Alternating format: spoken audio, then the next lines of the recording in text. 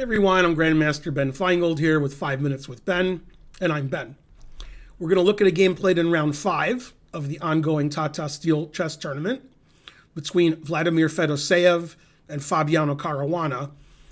They had a equalish kind of middle game, end game, and both players played on and on and on, and eventually Fedoseev outplayed Fabiano, and this position, which has equal pawns and looks relatively equal, both sides have their chances.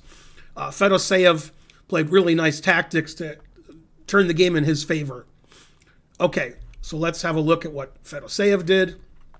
Played e6, because he wants to play e7, e8. That's a good plan. Man, I like that plan.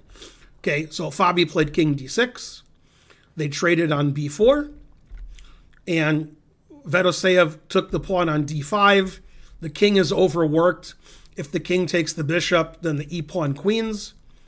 So Fabi can't allow that to happen. So Fabi always played bishop f1.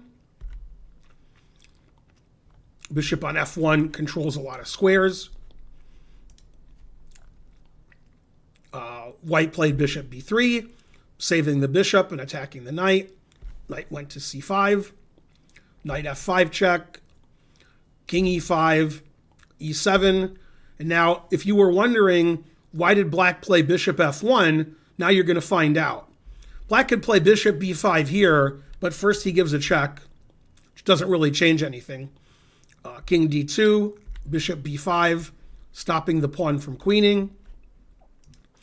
Fedoseev plays bishop c4. He says, hey, Fabi, why don't you take my bishop, and then I can make a queen with check.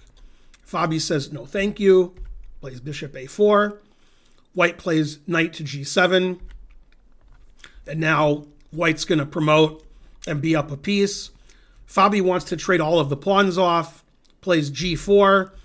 Now if white promotes and black takes and takes the pawn, then black has some counterplay with the two passed pawns and the active king, and the knight's not very good on e8.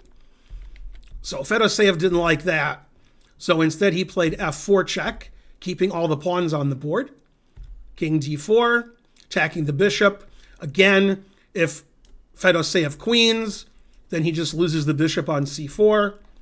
So Fedoseev can't do that. So he plays bishop f7. Now he's ready to queen.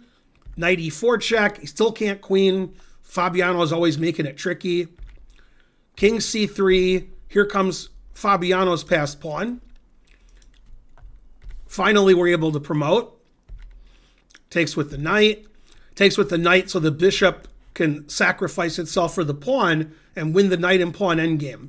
So after b3, Fedoseev just takes the simple route and takes on b3, takes and plays king e2.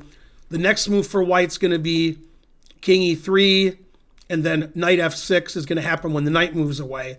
Unfortunately, black can't keep the knight on e4 because knight c7 check forces the king away, and we just have a really easy winning king and pawn endgame.